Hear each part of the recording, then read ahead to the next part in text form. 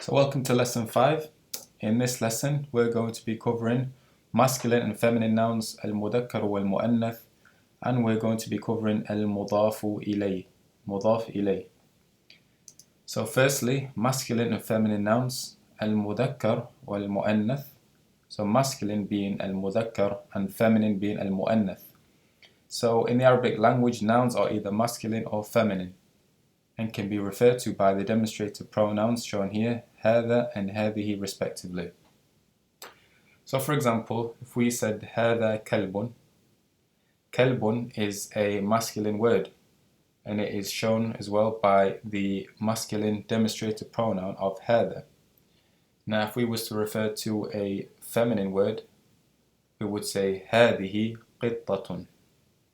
So we know قطة is a feminine word by the ta marbuta at the end of it, and also by the demonstrative pronoun هذه, which indicates it is referring to something that is feminine. So the majority of nouns in the Arabic language are masculine, and there are three ways or three markers that we can identify feminine words with. So how to identify a feminine word? So firstly, by a ta marbuta.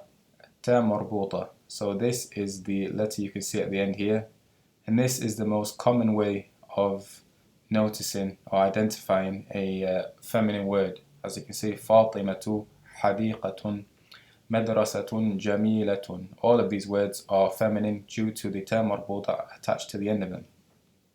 The second sign is al-alif al-ta'nith al-maqsura. Al-alif al-ta'nith al-maqsura. So this refers to this letter here, which looks like a ya without the two dots at the bottom. Salma, Huda, Najwa, Kubra. So these words are all feminine due to the letter highlighted in red here, which is an alif al-ta'nith al-maqsura. The third sign is al-alif al-ta'nith al-mamduda, shown here, with the alif and the hamza attached to the end of each word. Hasna'u, Sahra'u, Hamra'u, Khadra'u.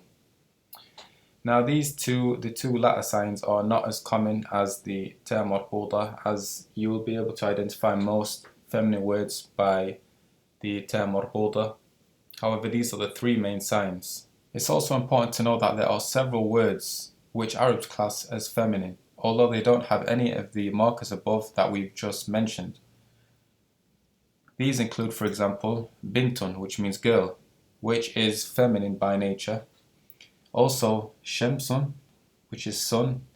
As you can see, it doesn't have any of the markers that we've just mentioned above. However, this is regarded as a feminine word. So we would basically, if we were referring to the sun, we would say هذه shamsun. The earth as well, which is ardun. This is classed as feminine, so we would say هذه ardun. And also it includes body parts that come in a pair. For example, qadamun means foot. Obviously we have 2 feet, so qadamun is referred to as, or is regarded as a feminine word. Likewise with udhunun, which means ear. We have 2 ears, of course.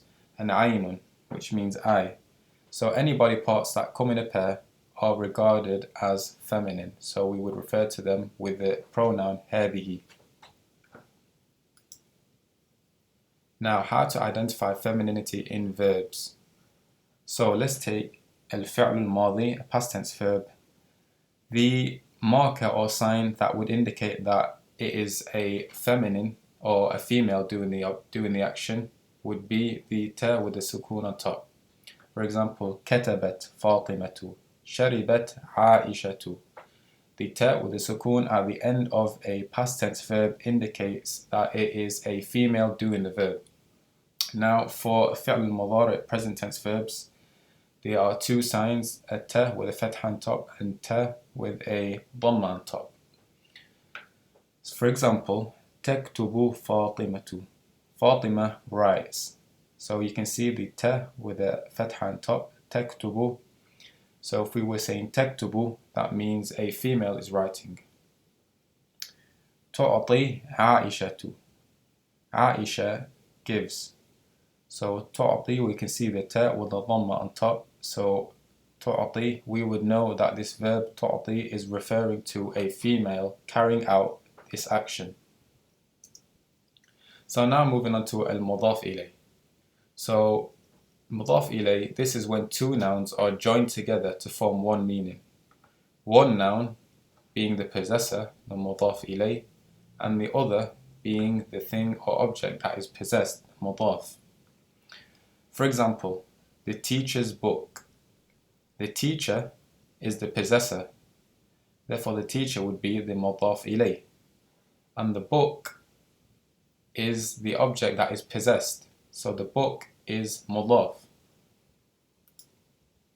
For example, kitabul mudarris, which is just a translation of what we have wrote here in English. Kitabul mudarrisi, the teacher's book.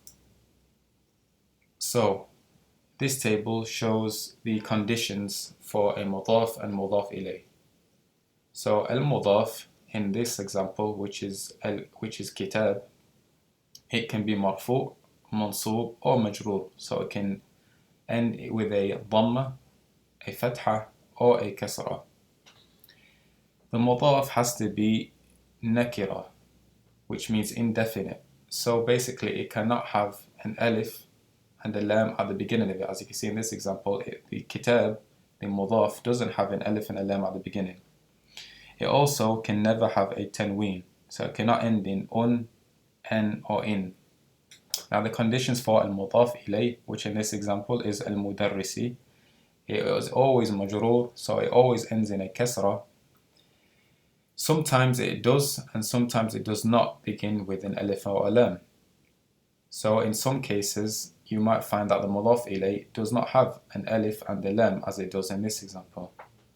And it sometimes has a tanween. For example, I'll give an example where a mudaf ilay does not have an alif and a lam, and it does not have a tanween. For example, if we said kitabu Muhammadin. If we said kitabu Muhammadin, Muhammadin is the mudaf ilay, however it does not have an alif and a lam in front of it, and it also has a tanween at the end, Muhammadin. Now some examples of al-mudaf ilay we can see here. In this column we have the al-mudaf, and in this column we have the mudaf ilay. So the mudaf being the object or thing that is possessed, and al-mudafu ilay is the possessor, the owner of the thing that is possessed. So in the first sentence, Abdullahi talibun. Abdullah is a student. The mudaf would be abdu, and mudaf ilay will be Allahi, as Abdullah means a slave of Allah. So abdu, the slave of Allah. So Allah is the possessor in this word. So as you can notice, the possessor, which is Allah, has a kasra underneath, as it is al-mudaf ilay. So as we mentioned, al-mudaf ilay always ends in a kasra.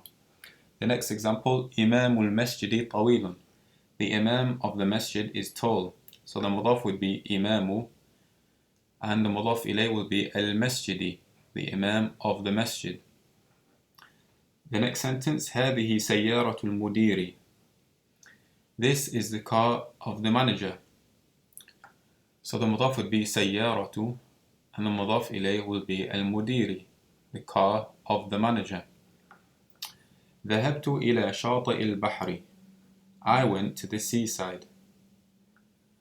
So the mudaf would be شاطئ, and the mudaf ilay will be al-bahri, because it is the side of the sea, or the coast of the sea.